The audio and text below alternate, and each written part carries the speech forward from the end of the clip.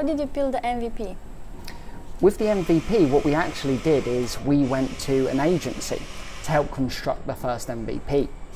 We originally went to an agency to give us some prototypes. So they ended up building us some lo-fi wireframes that we sort of drew up ourselves, and they enhanced them, and that sort of opened up the conversations and allowed us to talk to more people.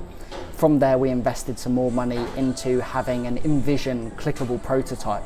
So it's much more graphical, you could see how things interacted, you got a feel for the user experience.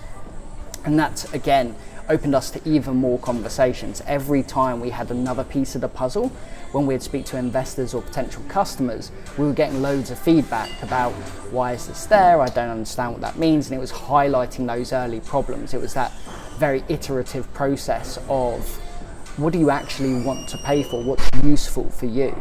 And for investors, is this an investable product? What do you need to see? How does this need to be measured? Do you understand the concept I'm telling you about? From there, we realized we were onto something good, and we actually invested in having the first version of the product built up by the same agency. We shopped around, we decided it was better to stick with the same guys, just because then the developers, they also have the designers right next to them. And having that clickable interactive prototype was so incredibly helpful. I've worked on projects before where you have static designs and you're expected to turn that into a product. And there's always compromises, there's always complications that either the design wasn't aware of or the developer can't sort of understand by looking at it. So having that interactive prototype really closed the loop.